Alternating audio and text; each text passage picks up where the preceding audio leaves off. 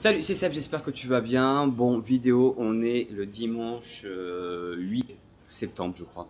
2018 et on est en direct de Puerto Escondido. On est en dessous de notre cabane sous les bois. T'as vu? Dans les bois, dans les arbres. Donc, tu vois, t'as le gros arbre là-bas dessus. Et dans cette vidéo, je vais te parler de plusieurs trucs. Alors, comme je te disais, ça va faire office d'un petit peu de confessionnal. Je vais t'expliquer ce qui s'est passé les derniers temps. On va surtout beaucoup parler d'agilité. Alors, agilité, c'est quoi? C'est ta capacité à pouvoir transformer tes problématiques, tes problèmes justement en opportunités, ou en tout cas ta capacité à t'adapter, ta capacité à passer en mode caméléon, ta capacité à te péter la gueule et à te relever, tu vois ce que je veux dire, avec un grand sourire et encore plus d'énergie, et ta capacité, voilà, tu vois ce que je veux dire, ce qu'on dit avec Gaëtan, tu vois ce que je veux dire, le mode embrace, à voilà, prendre des coups en fait, prendre des coups. Et c'est vraiment un petit peu, tu vois, genre entrepreneurial, c'est encore une fois, je pense que c'est la même chose dessus. Le but c'est pas de te dire, oh putain il y a des grosses vagues et je vais me prendre des vagues dans la gueule dessus. Le but c'est de te dire, ok, il y a des vagues, ça fait partie du jeu, comment je fais pour, tu vois ce que je veux dire, m'adapter aux vagues, comment je fais quand elles sont petites, comment je fais quand elles sont énormes. Voilà, je vais m'entraîner, tu vois ce que je veux dire, à ne plus avoir peur des vagues. Je vais m'entraîner du coup à pouvoir surfer sur des vagues de 10 mètres. Ça, c'est complètement possible, et en tout cas, c'est, je pense, ce mindset-là qu'il faut avoir en tant qu'entrepreneur. Bref, maintenant, je vais finir un petit peu l'aparté. Qu'est-ce qui s'est passé ces derniers temps? Alors déjà, le truc là, je sais pas si tu sais, mais on est sur la fin du... attends, je vais virer le retour écran parce que sinon, je regarde pas la caméra. Je vais t'expliquer pourquoi. Je suis à club avec la truc dessus. Bref, c'est passé des trucs de malade. Sinon, alors, résumé des derniers épisodes, j'ai envie de te dire dessus. On est sur la fin du programme de la première promotion Multiplicity.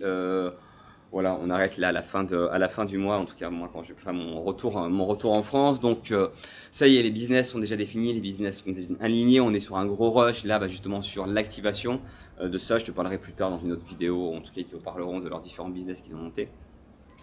Et voilà, sauf que entre temps, on a été un petit peu contraint, si tu veux, de déménager. Donc il a fallu retrouver quelque chose. On s'est retrouvé dans une cabane dans les arbres. Alors ça déboîte, c'est vraiment dans les arbres.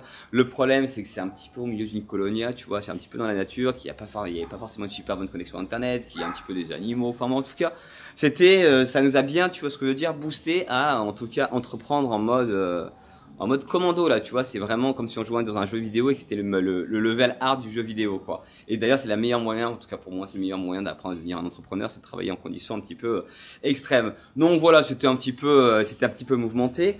Et là tu pourrais aller voir sur la chaîne de Gaëtan, tu vois, Gaëtan a une série de merde avec les trucs technologiques. Et donc je vais te parler de ce qui est arrivé hier. Le truc, c'est que tu vois, hier on était samedi, on a une grosse voilà, de semaine de boulot. On s'est dit, bon, cool, on va essayer de se sortir un petit peu, on va se prendre un apéro dessus. Donc on se prend un apéro calé dans la cabane en bois, tu vois, avec un petit peu de musique, on se détend, on parle, on se dit, putain, c'est cool. Il y a une soirée dans un bar qui s'appelle le Révolution, c'est les 2 ans de Révolution. En plus de ça, c'était par une Française, en plus de ça, je crois qu'elle est du Sud. Donc on va à Cicatela, on se dit c'est cool, on se prépare, on part, on va boire quelques verres. Bon, c'est sympa, hein, tu vois, c'était sympa, mais il y a un bon petit peu de spectacle avec des cracheurs de feu. Alors ce qui est cool, c'est que le bar il est sur la plage, t'as un petit peu les lumières, t'as une ambiance qui est assez, voilà, un petit peu l'ambiance Cicatela, un petit peu l'ambiance de Puerto, tu vois, qui est, c'est un peu chill, mais je sais pas, c'est pas un peu mystique, mais c'est assez particulier. Faudrait que tu viennes ici pour pouvoir le comprendre. Donc on fait ça, on se dit, bon, on était un petit peu crevé quand même, on se dit bon vas-y on va aller faire, bon entre temps il y avait un mec qui avait trouvé sur mon activation sur l'offre au Mexique, mon compte Instagram, et qui m'avait envoyé un message sur Instagram en me disant qu'il était à Puerto et qu'il mixait dans une boîte, en tout cas une espèce de boîte, la seule boîte de Puerto, à Cicatela. Donc je dis bon viens on va aller le voir, tac, donc on va avec Nico et Gaëtan, on va dans ce truc là, on se prend un petit shot, machin, du coup je vais pas voir le mec, et là commencent les problèmes. Là, du coup, je vais au shot, tu vois, bon, bref, pour aller pisser, on s'en fout, hein, mais c'est important dans le truc. Et j'avais peur que mon portefeuille tombe dans le truc et j'ai dû le poser dessus. Le truc, c'est que je me barre, on se dit, on est fatigué, allez, c'est parti, on se barre. Et là, au moment de me barrer, je me rends compte, putain, je cherche mon portefeuille dans mon sac parce que j'avais la caméra, j'avais tout pour filmer aussi, tu vois. Je cherche dans mon portefeuille pour trouver mon portefeuille, et là, pas de portefeuille. Bon, pas de problème, je leur dis, allez-y devant, tu vois, moi, je retourne à la boîte, je vais aller pêcher mon portefeuille, je vais voir où c'est dessus. Donc je repars, bref, vers la boîte elle est vraiment en face de la plage, quoi. Et là, putain, j'ai envie de pisser, je me dis, bon, allez, vas-y, je vais sur la plage dessus, je vais quand même bien poser mon sac, tu vois, pour voir, bien fouiller, pour voir si mon portefeuille, il est pas entre mon appareil photo, mon truc, dessus. Je me pose, bon, j'avais vu pas mal de bières dessus, tu vois, et je commence, bref, j'ai même pas pissé, c'était même pas genre 2 minutes, on s'en fout, c'est pas trop le point dessus. Et là, je sens une tape sur l'épaule. Comme ça, et là je vois donc 2 flics. Alors il faut savoir que les flics au Mexique, c'est pas les flics français dessus. Les flics au Mexique, ils ont des gilets pare-balles, ils ont des matraques et ils ont des espèces de mitraillettes dans la main. Donc il me dit, bon bref, en plus il était tard, hein, tu vois, genre monsieur, qu'est-ce que vous êtes en train de faire? Vous êtes en train d'uriner?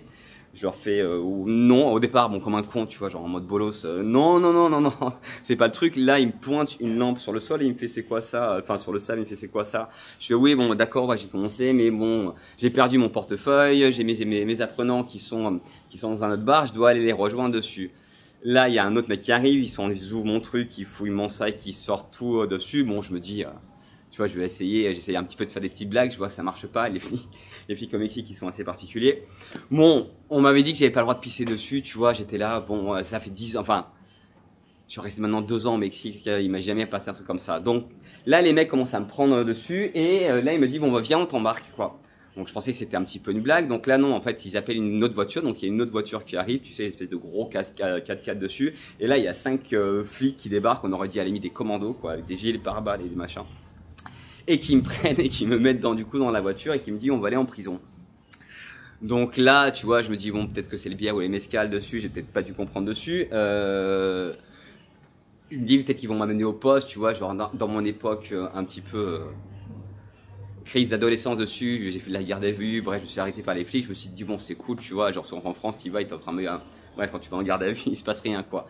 Donc là, il m'amène au poste, tout ça parce que, attends, parce qu'on est quand même, je suis dans le truc, je suis en train de pisser, donc je leur ai quand même dit, bon, les mecs, enfin, bah, je parle comme ça parce que je t'avoue, tu fais pas le mariole dessus, mais en clair, ce qui me paraissait un peu bizarre, et j'ai partagé, tu vois, cet avis avec eux, c'est qu'en fait, tu puisses dealer de la drogue, que tu puisses, bref, prostituer des gamines, que tu puisses tuer des personnes à coups de machette et leur couper les mains à l'intérieur, mais par contre, t'as pas le droit de pisser sur la plage, quoi. C'est quand même le truc, c'est-à-dire que les flics, ils sont quand même là pour te checker ça. Mais bon, peu importe, tu vois ce que je veux dire, j'allais te dire, c'est quoi le proverbe, à Rome fait comme César, ou un truc dans le genre.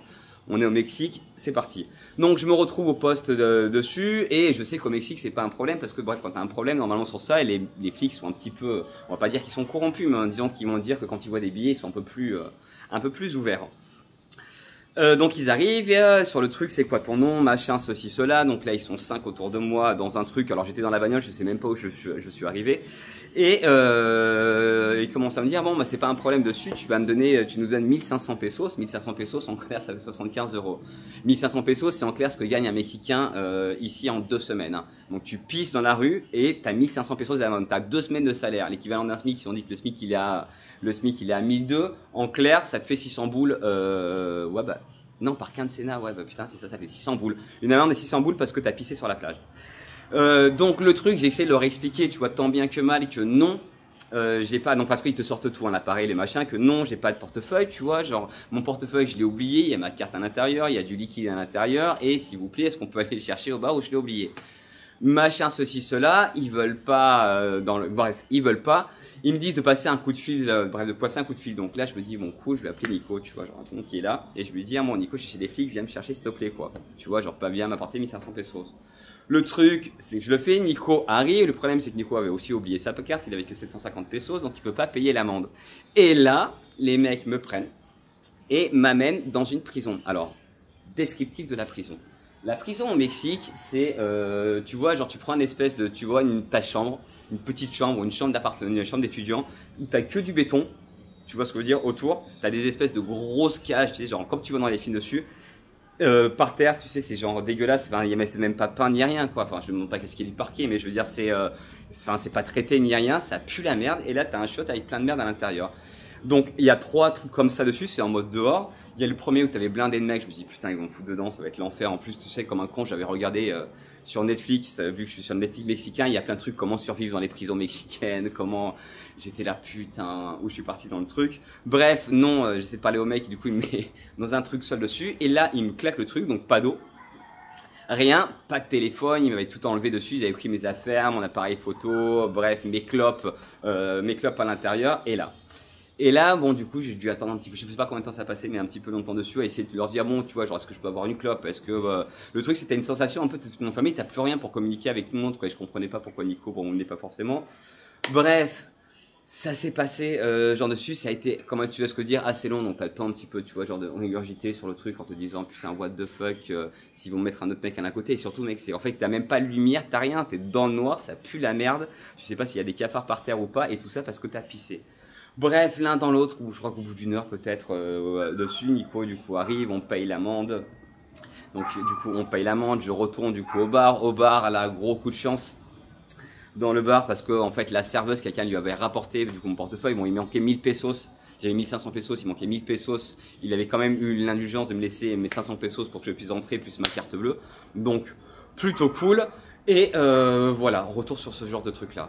Donc voilà, ça c'était un petit peu sur la soirée d'hier. Bon, je te passe parce que j'ai eu quelques aussi, et tu as pu le remarquer sur le changement de la chaîne aussi, du nom de la chaîne, des choses comme ça.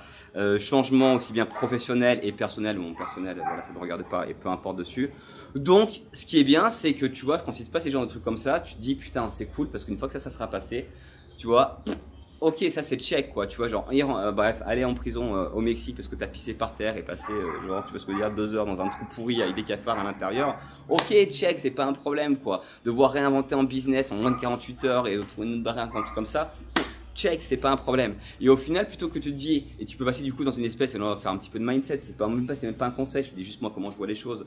Et bref, j'essaie de voir les choses parce que franchement, en étant honnête, genre au bout d'un moment, t'as quand même au bout d'un moment de dire putain, bon, allez, c'est bon, stop quoi. Vraiment, tu sais, genre l'espèce de métaphore de la vague où tu te prends une série de vagues, bam, t'en as une, tu sors la tête de l'eau, bam, t'en as une autre, et elle est plus grosse, elle est plus grosse. C'est le seul truc que tu es dans l'eau, c'est putain, quand c'est que ça va s'arrêter quoi. Bah, c'est un petit peu ça. Mais bon, au final, si tu vois les trucs de manière différente et que tu te dis que ouais, qu'à chaque fois qu'il t'avère une merde comme ça, à chaque fois que tu vois tes plans pètent, à chaque fois que on te fait des faux plans ou à chaque fois qu'il y a des éléments tu vois, dans ta vie qui sautent dans le truc, bah au final ça te permet d'acquérir des nouveaux skills, tu vois, genre c'est comme si tu avais une espèce de jauge de, tu sais, genre de résistance à la douleur ou de résistance, passer même pas à la douleur parce que là ça serait négatif dessus, mais de résistance à l'imprévu, tu vois ce que je veux dire, ou un truc comme ça quoi, de capacité à embrace l'imprévu, tu vois.